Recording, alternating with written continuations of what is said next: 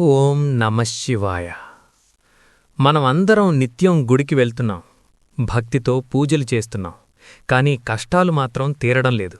ఎందుకని ఎప్పుడైనా ఆలోచించారా? శివయ్య భోలాశంకరుడు మాత్రమే కాదు, ప్రళయకారుడు కూడా. గుడిలో మీరు తెలియక చేసే ఒక చిన్న పొరపాటు మీ జీవితాన్ని మార్చగలదని మీకు తెలుసా? ఈరోజు మనం మాట్లాడుకోబోయేవి శివాలయంలో పొరపాటును కూడా చేయకూడని 16 మహాపాపాలు. బహుశా ఇందులో కొన్ని మీరూ చేస్తూ ఉండవచ్చు. ఈ వీడియో పూర్తయ్యేలోపు ఆ 16 తప్పులు ఏమిటో, వాటి వెనక ఉన్న భయంకరమైన నిజాలేమిటో మీకు స్పష్టంగా అర్థమవుతాయి. ఆఖరి 16వ తప్పైతే ప్రతి ఒక్కరూ చేసేదే. ఈ వీడియోని స్కిప్ చేయకుండా చూసి ఈ 16 తప్పుల గురించి వివరంగా తెలుసుకుందాం. 1. అజ్ఞానంతో చేసే పనులు. గుడిలో పిల్లలను ఆడిస్తూ చప్పట్లు కొడుతున్నారా? గట్టిగా నవ్వుతున్నారా?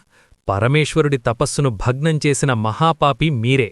దేవాలయంలో శివుడు ఎప్పుడూ గాఢమైన ధ్యానంలో సమాధి స్థితిలో ఉంటాడు.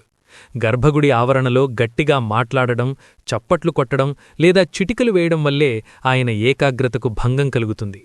ధ్యానాన్ని చెడగొడితే శివుని ప్రళయ తాండవానికి బలవుతారు. గుడి ప్రశాంతతను భగ్నం చేస్తే మీ జీవితంలో ప్రశాంతత కూడా శాశ్వతంగా కనుమరుగవుతుంది. 2. ఆయుష్యును హరించే పొరపాటు. ఒక్క వేలితో విభూతి తీసి నుదుటిన పెట్టుకుంటున్నారా? మీ మరణ శాసనాన్ని మీరే రాసుకుంటున్నారు. భస్మం లేదా విభూతి పరమశివునికి అత్యంత ప్రీతికరం. కాని దానిని బొటనవేలు లేదా ఒకే ఒక్క చూపుడు వేలితో అస్సలు రాసుకోకూడదు. ఖచ్చితంగా 3 వేళ్లతో త్రిపుండ్రం మాత్రమే ధరించాలి. ఒక్క వేలితో విభూతి పెట్టుకుంటే అకాల మృత్యువు, భయంకరమైన అనారోగ్యం వెన్నాడుతాయి. ఇది అక్షర సత్యం. 3. సూక్ష్మమైన మహాపాపం. ఎంత సువాసన వస్తోందో అని అర్పించే పువ్వును ముక్కు దగ్గర పెట్టుకుంటున్నారా? దేవుడికి ఎంగిలి పెడుతున్నారని ఎప్పుడైనా గమనించారా? దేవుడికి అర్పించే పువ్వును వాసన చూడటం ఘోరాపచారం. మన శ్వాస తగిలిన వెంటనే ఆ పువ్వు ఎంగిలి అయిపోతుంది. అలాంటి పువ్వును స్వామికిస్తే రాబోయే 7 జన్మల వరకు దరిద్రం పీడిస్తుంది. కళ్ళు మూసుకుని భక్తితో సమర్పించాలి, కాని వాటి సుగంధాన్ని మనం ఆస్వాదించకూడదు. దేవుడి వస్తువును అనుభవించే హక్కు మనకు లేదు. 4. కర్మ బదిలీ. పక్కవారి దీపం వెలుగుతోంది కదా అని మీ వత్తులను దానితో వెలిగిస్తున్నారా? ఇతరుల పాపాలను మీరు కొనుక్కుంటున్నారు, జాగ్రత్త. గుడిలో దీపం పెడితే మన కష్టాలు కాలిపోతాయి. కాని ఒకరు వెలిగించిన దీపంతో మన దీపాన్ని వెలిగిస్తే వెలిగించిన వారి కర్మలు, పాపాలు మీ ఖాతాలోకి వస్తాయి. అగ్గిపెట్టే లేదా ప్రమిదను మీరే స్వయంగా తీసుకువెళ్లి మీ చేతులతోనే వెలిగించాలి, లేదంటే ఇతరుల దరిద్రం మీ వెంటపడుతుంది. గుడిపై ఉన్న కలశంపై ఉన్న నీడను తొక్కడం. గుడిపై ఉన్న కలశం నీడను మీరు పొరపాటున తొక్కుతున్నారా? ఆ ఒక్క అడుగే మీ పతనానికి నాంది అని మీకు తెలుసా? ఆగమశాస్త్రాల ప్రకారం దేవాలయ శిఖరం లేదా గాలిగోపురం నీడ సాక్షాత్తూ పరమేశ్వరుని పాదాలతో సమానం. ఆ పవిత్రమైన నీడను తొక్కితే దైవద్రోహం చేసినట్లే. ఆ నీడను దాటుకుని వెళ్లడం వల్ల మీ పురోగతి, మీ వంశం ఎదుగుదల అక్కడే ఆగిపోతాయి.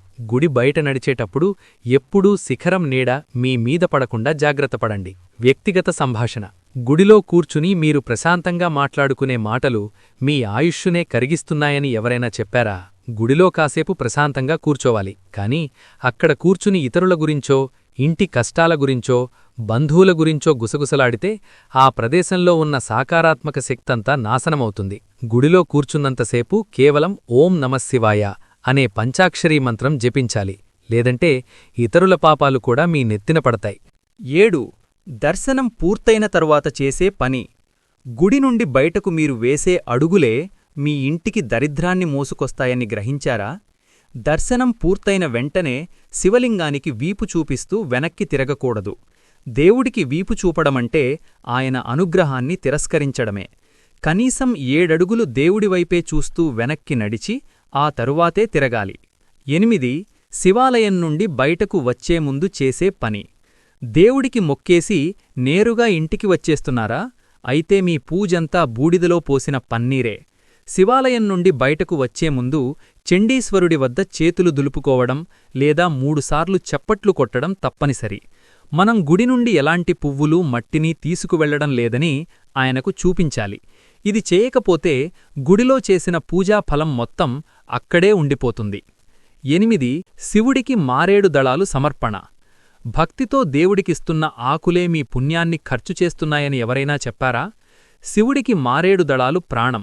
కాని చీడపట్టినా, చిరిగిన లేదా ఎండిపోయిన ఆకులను పొరపాటున కూడా స్వామికి సమర్పించకూడదు. 3 ఆకులు పూర్తిగా ఉన్న దళాన్ని మాత్రమే వాడాలి. ఖండితమైన ఆకులను సమర్పిస్తే మీ జీవితం కూడా ముక్కలు ముక్కలుగా కష్టాల పాలవుతుంది. నిండైన ఆకు నిండైన జీవితాన్నిస్తుంది. 10. కొబ్బరి నీళ్లతో అభిషేకం. పవిత్రంగా మీరు చేసే ఆ ఒక్క పనే మీ ఇంట్లో అశాంతికి కారణం కాబోతోంది. వినండి, గుడిలో కొబ్బరికాయ కొట్టి ఆ నీటిని నేరుగా శివలింగంపై పోయకూడదు. శివపురాణం ప్రకారం కొబ్బరి నీళ్లతో అభిషేకం చేయడం నిషిద్ధం. ఆ నీటిని వేరుగా ఒక పాత్రలో మాత్రమే సమర్పించాలి. శివలింగంపై కొబ్బరినీరు పడితే ఆ కుటుంబంలో అనుకోని కష్టాలు, అనారోగ్యాలు చుట్టుముడతాయి. ఈ సత్యం చాలామందికి తెలియదు. 11. ప్రాణవధతో తయారైన వస్తువులు. మీ జేబులో ఉన్న వస్తువే మిమ్మల్ని దరిద్రుణ్ణి చేస్తోందని గుర్తిస్తున్నారా?